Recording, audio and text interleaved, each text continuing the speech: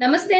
Welcome to our channel. Senior journalist Bharadwaja గారున్నారు. వారితో మాట్లాడదాం. సార్ నమస్తే సార్. నమస్తే అండి. సార్ వైసీపీ నేత వైఎస్ జగన్ సన్నిహితుడు అయిన విజయసాయి రెడ్డి తను రాజీనామా చేస్తున్నట్టు చెప్పారు సార్. అసలు ఎందుకని అంత సడెన్‌గా ఆయన ఆ నిర్ణయం తీసుకున్నారు సార్? అంటే రాజ్యసభకి సంబంధించి హ్మ్. ఇతను ఒక ప్లేస్ వేకేట్ చేశాడు. ఓకే. రాజ్యసభకి కూడా రాజీనామా చేస్తాడాయన. రాజకీయ సన్యాసం తీసుకుంటూ. ఇంతకు ముందు కూడా ఇద్దరు ముగ్గురు రాజీనామా చేసున్నారు. Okay sir. అలా అదే వరుసలో విజయసాయి రెడ్డి కూడా రాజీనామా చేశాడు. అంటే టోటల్‌గా వైసీపీ నుంచి రాజ్యసభలో ఉన్న వాళ్ళందరూ బయటకొచ్చేస్తున్నారు అనేది ఒకటైతే, హ్మ్. నెమ్మదిగా భారతీయ జనతా పార్టీ వైసీపీని టేక్ ఓవర్ చేస్తోందా అనేటువంటి డౌట్ మొదలైంది. ఇది ఇక్కడితో ఆగుతుందా? లేకపోతే జగన్మోహన్ రెడ్డి కూడా రాజకీయ సన్యాసం ప్రకటించేస్తాడా? అనే దిశగా అనుమానాలు వస్తున్నాయి. అవును సార్. బహుశా జగన్మోహన్ రెడ్డి గారు రాజకీయ సన్యాసం తీసుకునే అవకాశం లేదు గానీ, హ్మ్. నెమ్మదిగా ఆయన రాజ్యసభ సభ్యులు వీళ్ళందరూ కూడా షిఫ్ట్ అవుతున్నారు. అంటే కూటమికి ఫెసిలిటేట్ చేస్తున్నారు. ఇప్పుడు ఈ రాజ్యసభ సీట్ కూడా కూటమికే వెళ్ళిపోతుంది. కూటమి అకౌంట్‌లోకి వెళ్ళిపోతుంది. ఇది ఒక కార్యక్రమం నడుస్తోందక్కడ. ఇది అంటే నిజానికి తెలుగువారి ఆత్మగౌరవం ఢిల్లీ నడివీధుల్లో అమ్ముడుపోతోంది అనటానికి ఇదొక ఉదాహరణ. ఓహ్! అయితే దీనిలో చాలా అనుమానాలున్నాయి. అంటే విజయసాయి రెడ్డి వెళ్ళిపోతూ ఈ టైంలో చాలా విషయాలు మాట్లాడాడాయన.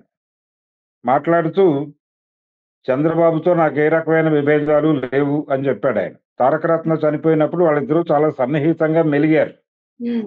దాదాపు అంటే ఆ కుటుంబం వైపు నుంచి ఆయన, ఈ కుటుంబం నుంచి ఈయన వీళ్ళిద్దరూ కలిసి కూర్చొని ఆ వ్యవహారాలన్నీ సెటిల్ చేశారప్పుడు. హ్మ్. మోహన్ కృష్ణ గారు కొంచెం మొండిగా ఉన్న టైంలో చంద్రబాబు నాయుడు గారే అటునుంచి పాల్గొన్నాడు అన్ని పనుల్లో. Okay sir. అలా ఒక రకంగా చంద్రబాబు గారితో నాకు సాన్నిహిత్యం ఉంది అని చెప్పారు. అలాగే పవన్ కళ్యాణ్‌తో నాకు చాలా సాన్నిహిత్యం ఉందన్నారు. హ్మ్. అలాగే మోడీ గారికి వీళ్ళందరికీ కూడా కృతజ్ఞతలు చెప్పాడాయన. ఈ వ్యవహారం అంతా చూస్తుంటే ఆయన కూటమికి ఒక ఫెసిలిటేషన్ చేస్తూ వాంటెడ్‌గానే వెళ్ళిపోయాడు అనేది అర్థమవుతుంది. హ్మ్. అంటే ఒక గుడ్ లుక్స్‌లో ఉండాలి కూటమితో చంద్రబాబుతోను, అలాగే పవన్ కళ్యాణ్‌తోను, ఇతర అంటే కూటమిలో ఉన్నటువంటి ప్రధాన నాయకులందరికీ ఆయన పేరు పేరున కృతజ్ఞతలు చెప్పడం చూస్తే, వారందరూ గుడ్ లుక్స్‌లో ఉండాలి అని భావిస్తున్నట్టుగా మనకు అర్థమవుతుంది. అవును. టోటల్‌గా ఆయన రాజకీయ సన్యాసం అని ప్రకటించాడు. ఈరోజు రాజకీయ సన్యాసం తీసుకున్న వాళ్ళు రేపు పరిస్థితి బాగుపడినప్పుడు సన్యాసం పక్కన పెట్టి మళ్ళీ రాజకీయాల్లోకి రావచ్చు. ఆయనేమి ప్రొఫెషనల్‌గా ఇక్కడ పుట్టినటువంటి వ్యక్తి కాదు. రాజకీయాల్లో పుట్టిన వ్యక్తి కాదు. ఆయన చార్టర్డ్ అకౌంటెంట్‌గా ఉంటూ మధ్యలో రాజకీయాల్లోకొచ్చాడు జగన్మోహన్ రెడ్డి గారితో పాటు. జగన్మోహన్ రెడ్డి గారి కేసుల్లో ఉన్నాడు. జగన్మోహన్ రెడ్డి గారితో పాటు జైలు అన్నీ చూసొచ్చాడు. ఆ క్రమంలోనే ఆయన నాయకుడయ్యాడు. హ్మ్. అయితే పార్టీ లోపల ఇంటర్నల్‌గా కూడా వాళ్ళకి ప్రాబ్లమ్ ఉంది. ప్రాబ్లమ్ అంటే ఈయన నంబర్ 2 అనుకున్నాడు గానీ, నెమ్మదిగా నంబర్ 2 కాదు అనే విషయం ఆయనకు అర్థమైంది. సజ్జల రామకృష్ణారెడ్డి గారు వీళ్ళందరూ హ్మ్. ఆయన ప్రధానంగా నంబర్ 2గా చలామణి అవ్వటం, వీళ్ళిద్దరి మధ్య కొంత గ్యాప్ ఉండటం.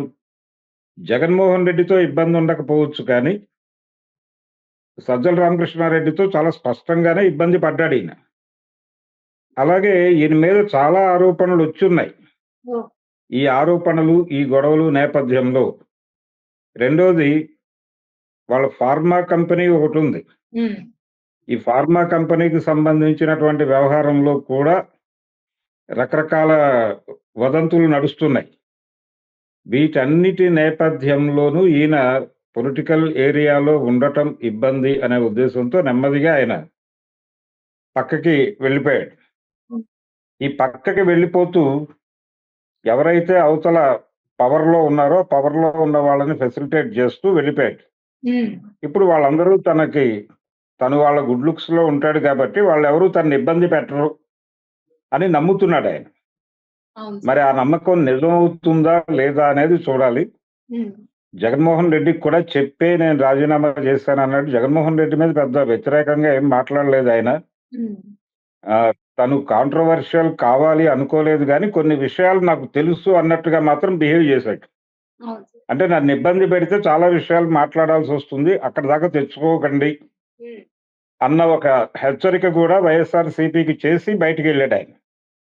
అంటే రాజకీయ సన్యాసం తీసుకున్నానని చెబుతూనే, ఈ హింట్ ఇవ్వటం వెనకాల ఆయన ఉద్దేశ్యం ఏంటంటే, హ్మ్. రేపు పొద్దున ఎవరైనా నన్ను కెలికితే నేను మళ్ళీ రాజకీయాల్లోకొచ్చి ఇవన్నీ మాట్లాడేస్తాను జాగ్రత్త హ్మ్. అని ఒక వార్నింగ్ కాల్ ఇచ్చి సైలెంట్‌గా వెళ్ళిపోయాడు.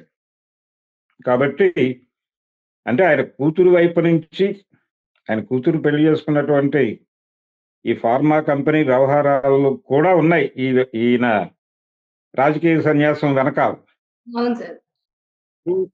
ఇవన్నీ కలిపి చూడాలి. హ్మ్. అయితే ఇది వైఎస్ జగన్‌కి దెబ్బేనంటారా సార్? ఇప్పుడు ఈయన అంత సడెన్‌గా పార్టీ నుంచి వెళ్ళిపోవడం అనేది దీన్ని మనం ఎలా తీసుకోవచ్చు? అంటే వైవి సుబ్బారెడ్డి తప్ప మిగిలినోళ్ళందరూ వెళ్ళిపోయేలాగానే ఉన్నారిప్పుడక్కడ. అవును. మరి వైవి దాన్ని ఎలా సుబ్బారెడ్డి అప్పుడు వైఎస్ అంటే జగన్ చాలా పెద్ద దెబ్బే కదా సార్! అందరూ ఇలా వెళ్ళిపోతుంటే వైఎస్ జగన్‌కి వైఎస్ జగన్‌కి దెబ్బేం కాదు. అసలు ఆయన కూడా ఫెసిలిటేట్ అంటే ఆయన కూడా హ్మ్. ఇలా వెళ్ళిపోవటం అనేది తప్పని అనుకునే పరిస్థితుల్లో లేడు. అంటే టోటల్‌గా ఆంధ్రప్రదేశ్ రాజకీయాలని హ్మ్. అక్కడ ఏమీ లేకపోయినప్పటికీ భారతీయ జనతా పార్టీ నిర్ణయిస్తోంది, శాసిస్తోంది. అవును సార్. కేంద్రంలో వాళ్ళ అధికారంలో ఉండి రాష్ట్రాల వ్యవహారాల్లో విపరీతంగా వేలు పెట్టి తమ పెత్తనాన్ని చలాయిస్తున్నారు అనటానికి ఉదాహరణ ఇది. హ్మ్. ఈ రోజున విజయసాయిరెడ్డి రాజకీయ సన్యాసం అనేది. ఇలా ఎంతమందితో రాజకీయ సన్యాసాలు ఇప్పిస్తారో చూడాలిప్పుడు. హుహు. రాజీనామాలు చేయిస్తారో చూడాలి. హ్మ్. జగన్మోహన్ రెడ్డితో కూడా వాళ్ళు పార్టీ క్లోజ్ చేయించగలరు. కావాలంటే పార్టీని ఉంచగలరు. ఏదైనా చేయగలరు. అంటే జగన్మోహన్ రెడ్డి పార్టీని ఉంచుతారు అలాగే. ఎందుకు ఉంచుతారంటే చంద్రబాబు నాయుడిని కంట్రోల్ చేయడానికి జగన్మోహన్ రెడ్డి పార్టీ అవసరం వాళ్ళకి. హ్మ్. చంద్రబాబు నాయుడికి ఒకవైపు జగన్ అనేటువంటి బల్యాన్ని, రెండో వైపు పవన్ అనే బల్యాన్ని పాతేసి ఆయన్ని కంట్రోల్‌లో ఉంచారు వీళ్ళు. అవును సార్. అందుకని ఆయన పార్టీ అవసరం. జగన్మోహన్ రెడ్డి గారి పార్టీ అవసరం గానీ, హ్మ్. ఆ పార్టీని వాళ్ళు ఎలా కావాలంటే అలా వాడుకుంటారు. ఆ వాడుకోవటంలో భాగమే ఇది విజయసాయిరెడ్డి నిష్క్రమణ. హ్మ్. అంటే వాళ్ళకి రాజ్యసభ కావాలి. సీట్లు గావాలి హ్మ్. కూటమికి. హ్మ్. అందుకని నెమ్మదిగా కూటమికి అవకాశం కల్పిస్తూ వీళ్ళందరూ రిజైన్‌లు చేసేస్తున్నారు. ఎటువంటి ఇబ్బంది లేకుండా. సో, ఇదంతా బీజేపీ ఆడుతున్నటువంటి క్రీడలో భాగమని మాత్రమే నేననుకుంటున్నాను. అంటే బీజేపీ వ్యూహం అంటారు మీరిది. బీజేపీ ఆటే. బీజేపీ ఆడుతున్న ఆటలో భాగంగానే ఈ వ్యవహారాలన్నీ జరుగుతున్నాయి. హ్మ్. Right sir. Right sir. Thank you sir. Thank you.